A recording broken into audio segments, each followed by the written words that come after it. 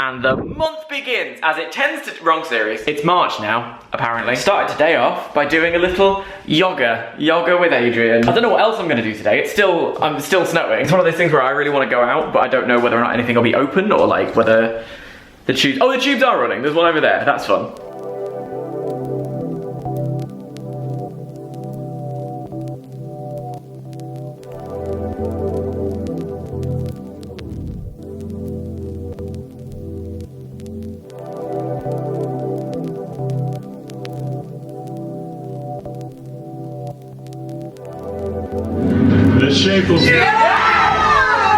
Last night was Oscar night, which means we had our traditional Oscars extravaganza, and now it's what, 12:30, and I'm in my favourite place. This is my safe space. Clean up.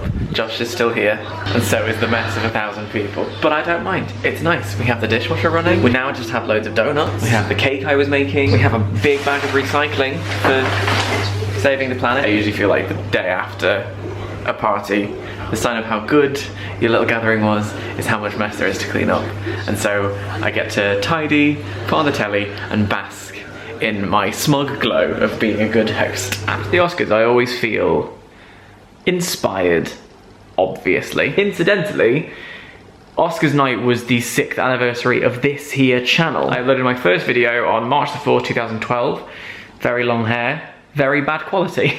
The idea I had for it back then was this kind of roving portfolio of who I am and what I could do, and sort of show people that I am an entertaining person who, given the right tools, can make people feel some stuff. And I think I do an okay job at that. The thing is, the longer you're in the YouTube community, the more you get sucked into the internal dramas and the conversations about YouTube culture, and every single year there's a whole new, this is the death of YouTube. The longer you're in this community, I think the more you see we can be quite cyclical in nature. Like, there's a lot of conversation that comes back around. And I'm guilty of being sucked into that, I think. And along the way, I think I've chased algorithms, probably. But then by the time you crack the code for that algorithm, it changes again. So really the only thing I think you can do is carry on doing you and hoping that good work will be seen by people. And that's the same as old media. And I hope that's what I've been doing.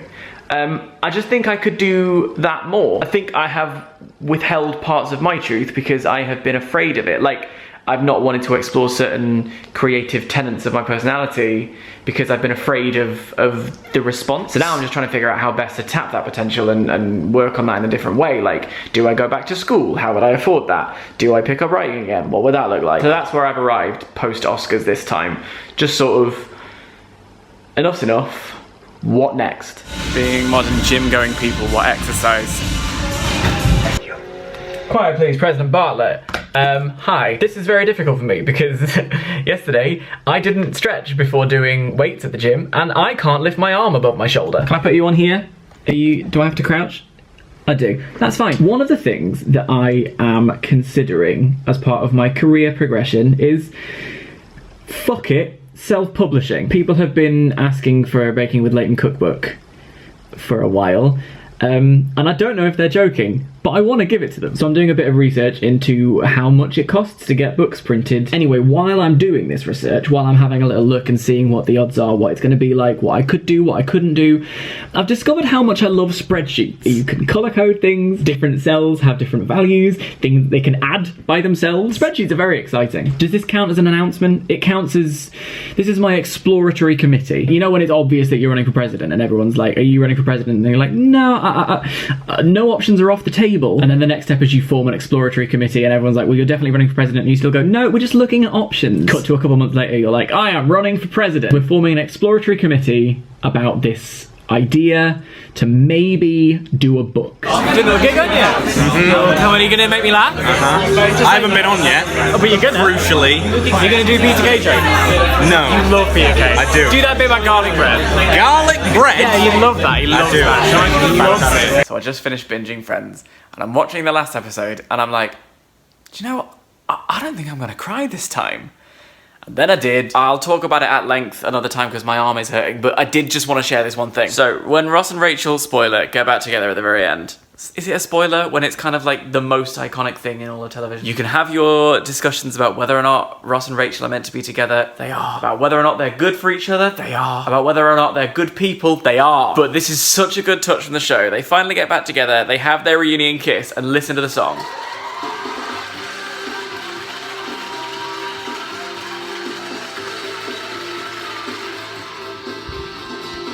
That's the same song that was playing when they had their first kiss.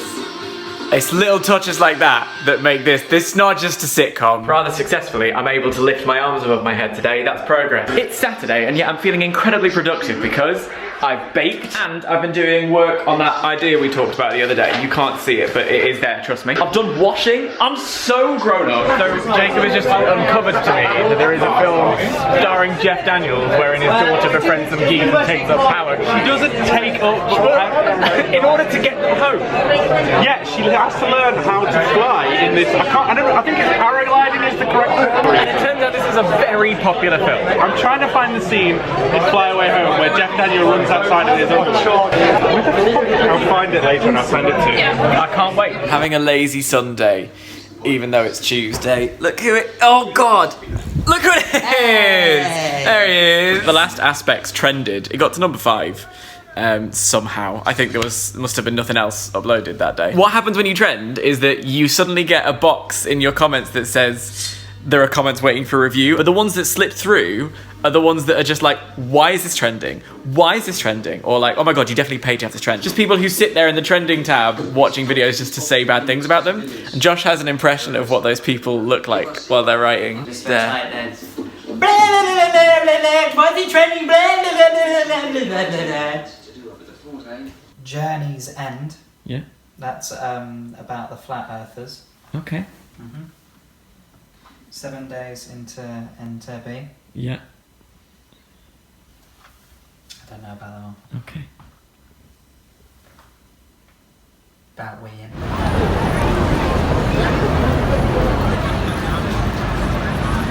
So when I got up today, I looked at the news and the weather forecast was on. It's that middling time of year where it's kind of cold outside, so you still want to wear a coat, but then you get home and you're like, ugh. In other words, spring may well be springing.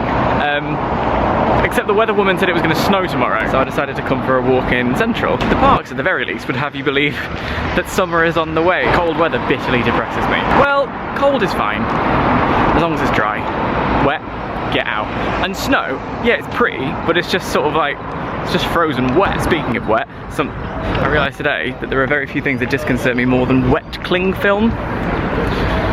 It's just gross. I've literally never watched Game of Thrones, but here's my Game of Thrones t-shirt. It's Charizard! Just 2 things. Just 2 things. Oh, she's back. Good morning, Flo. Good morning. Hello. I slept away. You didn't sleep well? I slept in the bath. He says in the bath. Why did you use the bath? Yeah. Okay. Did you dream in your sleep? Yeah. What did you dream about? Anthony. Anthony who? Anthony Mackie. He will be the new Captain America, I think. Would you like that? Yeah. Last night's game finished at about 1:30, and then we stayed watching videos on YouTube, fail compilations until 3 in the morning, so everyone stayed, and now we've picked up an extra straggler. Oh God. Look how it's a Sunday. Leave me alone. I'm on my own tonight, and I'm having a movie night. I watched Lost in Translation for the first time, and now I'm watching La La Land, and I give this film a lot of shit. I think it's great. I do. I really do. I just think it's fun to tease it. My best part is that she works in the Warner Brothers lot, because when I first went to LA, on day 1, Ellen took me to the Warner Brothers studio lot tour. It was like baking sunshine. These sound stages all around me. We took tours through like exterior sets, and like we're on this little car, and it's like, oh, here's where we pretend it's Connecticut, and oh look, it's a New York street. And at one point I stood between 2 sound stages and looked in the distance and saw this big mountain. Turned around and saw the big Warner Brothers water tower, and I was like, this is it. I want to be here, please. And in a time where I'm like struggling to keep going, shit like that is a nice little reminder. So first things first, Daniel Bryan has been cleared to wrestle again. Now, it's hard to explain to a non-wrestling fan how big of a deal this is. but it's very. There was a period of time where everyone thought he would never wrestle again. He's only like 35 and he had to retire, and it was very emotional and everyone was very sad. But he's cleared, he can come back. It's remarkable how emotional you can feel for someone who you've never met. Anyway, point being, it's a very exciting development. In other exciting developments, I'm fully going hard on this book idea. I was being really cagey when I was talking about it the other week, you know, when I said about like the Exploratory committee. Can I do this? Is it something I want to do? Turns out yes. Working on the idea, sort of developing what it could be and where it could go, it's energized me. I feel like it's given me purpose. It's given me a project. People need projects. Now it's just about how do I go about making it happen. I don't have a book deal. All of this will happen by myself. So I've got to figure out the best way to do it. And I think it's either do I crowdfund the book or do I just do it as a standalone pre-order thing. The Sav Brown model of self-publishing, and I think that's probably the one I'm going to end up doing. The recipes are all here, like the actual making of the book will be pretty straightforward. I've already got Chloe on board, but getting it off the ground, getting it funded and making it happen, that's going to be the sort of tricky part. This is happening, and get ready to be bombarded with a lot of me being like, hey, I'm writing a book, help a brother out, guys. That's just going to be all of my content for all of April. But Dan, you didn't upload any content in March, so what does content in April look like? Well, bugger off.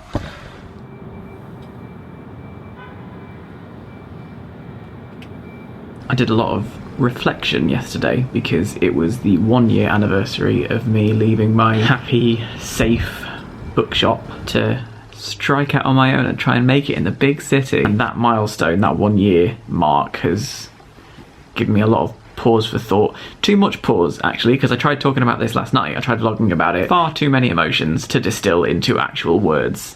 What came out was drivel. I'm incredibly grateful to have had the opportunity to try this at all. The people who support me day to day and are patient with me as I try and figure out how to do this, and they know who they are, and if they don't know how grateful I am, I'll bake more things. But also grateful to the people on the other side who helped me take the jump, the people at the bookshop, especially my old manager Jen, who is the best human I've ever met in my life, and who always has this ability to say just the right thing, just when you need it. Like, she texted me not long ago when I was having a bit of a crisis, just to sort of tell me that it's okay to have a crisis, and she said something that I have kind of adopted as a quasi-mantra, which is that your late 20s are for guessing. Very prescient thought, Jen, well done. I don't know if you watch this, hi, if you do, thank you, because I read that message over and over again. It has been such a year. It has been exhausting, exhilarating, exciting, wonderful, dreadful.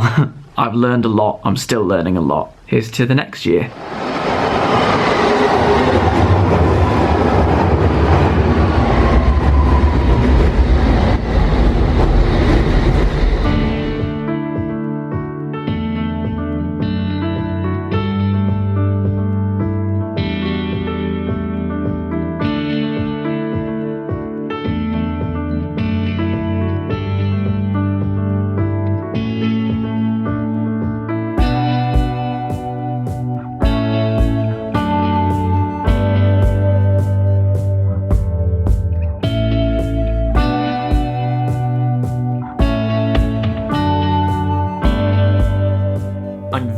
Glad I went home last week. It's never going to be as relaxing as you think, especially when you have a family as big as mine and you don't see them that often. Suddenly you start packing the days with like, well, who can we see and who lives near who so that we can see that person, then see that person, and then we'll have the journey home. It becomes like a military operation, but it was really nice to see everyone, and it was nice to be on my mum's couch for a change. I've talked a lot this month, so I reckon you can pretty much figure out where I'm at, so we'll keep this short. The Baking with Layton book is definitely happening. It's something that I'm committing to here and now. Like I said, the current part of the process is working out logistics of how I can make it happen, but it's happening. I want it to happen, and that means there's going to be more Baking with Layton content. And here's something lovely that's come out of it. For the first time in a while, I'm really excited to make that content. This new energy has made me think of ways that I can adapt and progress Baking with Layton as like a format. As a concept, I now feel like it doesn't have to be that one thing. Like, I've had ideas for it to be taken in new directions and considered from different angles, and it can be something that allows me to exercise other parts of my creative personality that I haven't had a chance to before. That's not quite true, that I've been afraid to use before. And because I've been able to start looking at it like that, I'm now excited to do the original style, grab someone in my kitchen and let's bake something stupid. I'm excited to bring it back. I'm excited to work on it again, and I've needed that. I went this month with aspects of occupation, partly because it's a fancy word for work. There were times in March where, aside from everything else, I needed to keep myself busy. In some ways, personally and professionally, I found myself floundering a little bit, and I've come away with a new understanding of what structure is and how important it is. When the Baking with Layton book idea started to roll, on the days I fully committed to really thinking about that and the possibilities and the different angles, the days where I threw myself at this new project, this new adventure, those were the days where I felt more positive and optimistic and powerful. And that's what I'm going to be carrying forward.